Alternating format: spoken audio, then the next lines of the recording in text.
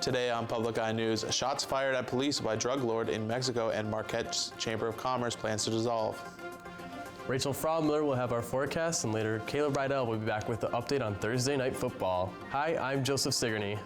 And I'm Caleb Rydell. Welcome to Public Eye News.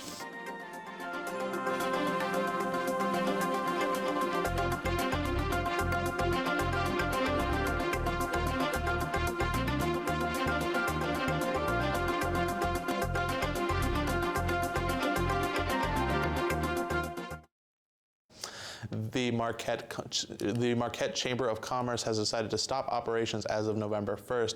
On October 4th, the Chamber of Commerce Board of Directors made the decision to dissolve the chamber that had been in effect since 2015.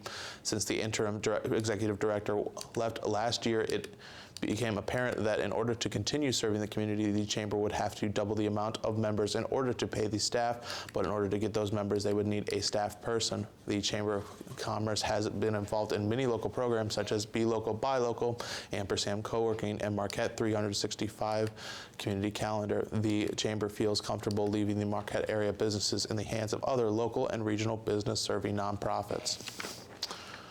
And last night, the Negaunee City Council discussed a newly proposed marijuana ordinance at a special meeting. The ordinance would reduce the minimum distance the facilities can be from schools down from 1,000 feet to 500 feet and would allow for facilities to be in industrial zones. This ordinance is still in a draft phase and will still being discussed and changed. City Council members are doing their best to steer the new ordinance in the right direction to please both laws and citizens. The next meeting that will occur next month will have the City of Negaunee voting on the ordinance and will include maps of what the ordinance would look like in town. People packed the Marquette Commons last night to kick off the 4th annual Fresh Coast Film Festival. The party started with food from local food trucks, live music, and the first block of this weekend's films. The 4-day festival features over 100 films from independent filmmakers, all focusing on the nature and the outdoors in some way. The festival features 8 venues and 26 hours of film. The weekend also features outdoor tours, keynote speakers, and activities for kids at the Peter White Public Library. Here in Marquette, the community raises awareness for National Invisible Disabilities Week. Chad Hale, a clinical practices supervisor for Pathways Community Mental Health, explains that, quote, invisible disabilities are conditions that may be physical in nature. They can be behavioral health, or they can be a result of intellectual or developmental disability, end quote. This is why therapists at Pathways Community Mental Health say it's not only important for the community to understand, but to also stay educated. Both Pathways Community Mental Health and the VA welcomes anyone seeking help to come and receive their services.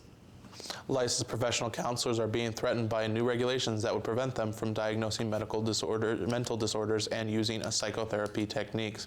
Thursday, Michigan's Senate galleries was packed with professional counselors waiting to hear the decision from Michigan lawmakers on whether or not they would prevent the Department of Licensing and Regulatory Affairs from changing the licensing rules. In a unanimous vote of 38-0, lawmakers decided in favor of counselors that would save roughly 10,000 licensed counselors' practices. The new regulations would hurt the counselors' abilities to practice, as in order to reimburse claims insurers need diagnoses. Governor Gretchen Whitmer is expected to sign the bill in the near future. And history was made today as the world's first all-female spacewalking team set out to fix a broken piece of power grid on the International Space Station. Celebrated internationally, NASA's astronauts Jessica Meyer and Christina Cook took a historic walk this morning and did not include any men. Praised by the first female spacewalker, Kathy Sullivan, who took her walk 35 years ago, Sullivan told the Associated Press, quote, "We've got qualified women running control, running space centers, commanding the space stations, commanding spaceships, and doing spacewalks," end quote. Many, including those at NASA, hope that this will become a common practice and that women will get equal representation throughout more than just the space program. And after the break, we'll have your national and international news. Stay tuned.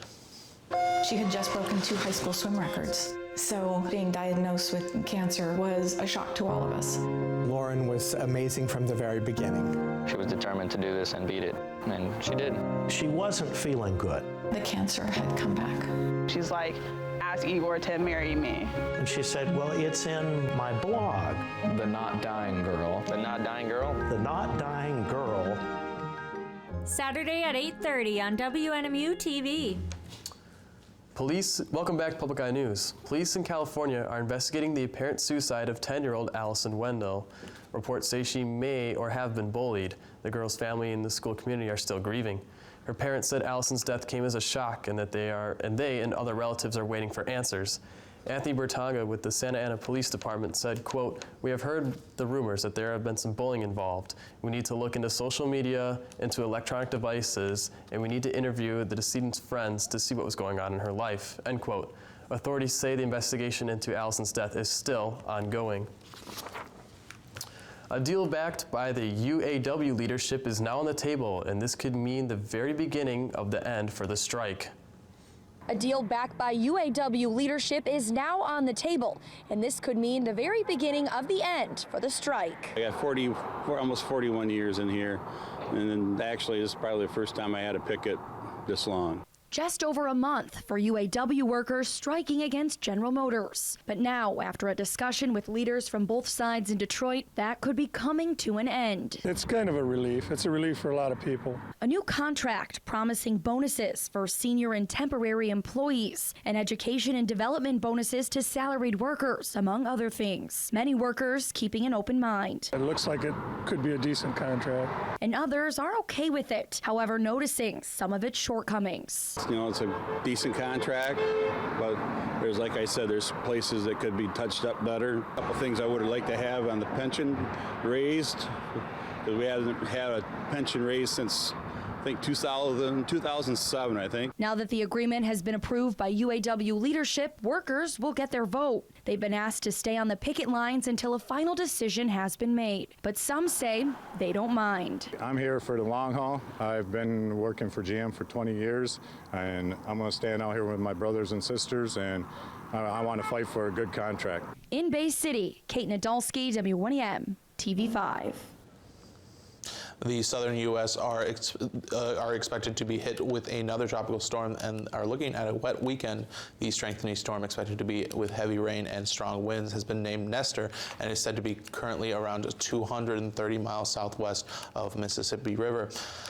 Tropical storm warnings have been in effect across the southern states, such as Florida, Alabama, and Mississippi. Cranes that were being used on the collapsed hotel in New Orleans are being taken down in anticipation of the strong storm. Forecasters say the system has a top sustained winds of 60 miles per hour and is moving northeast at a speed of 22 miles per hour.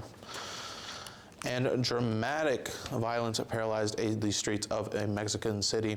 Security forces traded gunfire with heavily armed members of the Sinaloa drug cartel yesterday before taking Ovidio Guzman Lopez into custody. He is the son of notorious drug kingpin Joaquin El Chapo Guzman. Errol Barnett reports from New York. It was a battle zone Thursday in the city of Culiacan, Mexico, the historic homeland to the violent Sinaloa drug cartel. Police confirmed they were patrolling a neighborhood when they were fired upon from a house. Once they fought back and entered that house, they captured and arrested Ovidio Guzman Lopez, a key figure in the cartel after his father, Joaquin El Chapo Guzman, began a life sentence in the U.S. back in July. Washington Post Mexico bureau chief Kevin Seif. Once word gets out that El Chapo's son has been detained by the Mexican security forces, like all hell breaks loose. Police appeared to be outgunned by drug cartel forces as civilians ran for safety. Cartel members setting vehicles on fire to block roads, preventing security forces from maneuvering as men with heavy machine guns opened fire. I don't think we've really seen anything like this on this scale in Mexico, maybe ever. Mexico's own security forces don't have the ability to defeat a cartel with, all the gun power that the Mexican military has, the Mexican police. To stem the violence, Mexican security officials were forced to release Guzman. It's just such a remarkable embarrassment for the Mexican government. El Chapo's escape from prison probably would go at the top of that list, and this is probably just after that. Now, Mexican authorities aren't the only ones who've been trying to apprehend Ovidio Guzman. He and his elder brother Joaquin were indicted on charges of drug trafficking here in the U.S. 2 years ago. But as of right now, they remain free. Errol Barnett, CBS News, New York. And stick around, because up next we have your weekend forecast and sports.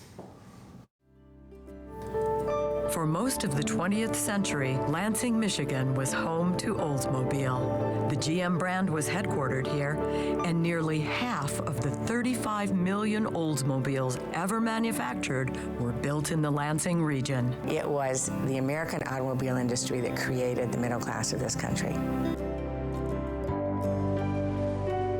Second Shift, Sunday afternoon at 3 on WNMU TV.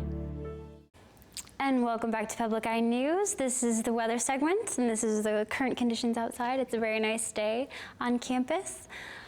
If we move on to the current conditions for the day, it's partly cloudy with a temperature of 53 degrees, winds moving south at 14 miles per hour, and a barometric pressure of 29.93 degrees and falling. Tonight, it's partly cloudy with a low of 46 degrees, winds south 10 to 20 miles per hour. And later tomorrow afternoon, we'll have some showers, a high of 58 degrees, winds south-southwest at 14 miles per hour. Looking around the UP, we have over here in Sault Ste. Marie, it's 47 degrees and partly sunny. Manistee, it's 52. Escanaba, it's gonna be 53. 52 in Menominee, 53 in Iron Mountain, 57 in Ironwood, 52 in Houghton, and back in Marquette, it's 53 degrees. Looking ahead to Sunday, we'll have a high of 58 degrees, a low of 44 degrees, and partly cloudy skies. Monday, it's a high of 56, a low of 47, and some rain. And Tuesday, a high of 52, a low of 43, and some more rain. But I heard in Boston, the ice rink is going to be super hot. Things are definitely heating up on the ice, Rachel. Thank you. The Northern Michigan Wildcats are hitting the ice in Boston tonight in a 2-game series for the weekend. Playing tonight and tomorrow in Boston University, the Wildcats are looking to try and get a win streak that will last the whole season, losing the first game of the season last Friday to Michigan State 5-3. The Cats came back on the second game to win against the Spartans 2-0 with goals from sophomores Griffin Loran and Vincent DeMay. It was freshman goaltender John Hawthorne's first career shutout game, and he is hoping to keep that a trend. The Cats will take on the ice tonight at 7:30 and tomorrow at 7 p.m. And Week 7 of the NFL season is underway, and last night the Denver Broncos took on the Kansas City Chiefs. The Denver Broncos took their first and only touchdown and the game in the first 6 minutes of play, but with the field goal, the Kansas City Chiefs brought the heat for the rest of the game as they exploited Denver's weak plays, forcing turnovers after turnovers, which left them with 3 touchdowns and 3 field goals. In the second quarter, during the Broncos drive, a 2nd and 9 at the Denver's 26 ended in a fumble that was picked up by Kansas City Chiefs Ragland for a touchdown. The end score for the Chiefs had the Chiefs winning 30-6. Week 7 continues this Sunday. And NASCAR is expanding its range today as it closed a $2 billion deal purchasing the International Speedway Corporation. This purchase, which is a merger of the 2 entities, was announced back in May and was finally approved on Wednesday. This merger will bring a control of 12 tracks such as Daytona and Talladega under control of NASCAR. NASCAR chairman and CEO Jim France, who took the role after his nephew Brian France was arrested for drunk driving in 2008 and took a permanent leave of absence, will continue his role through this merger. The new merged company will be based in Daytona Beach, Florida. Well, that's all the time we have for you today at Public Eye News. I'm Caleb Rydell. And I'm Joseph Sigourney. And that's all the time. Have a good one. Weekend.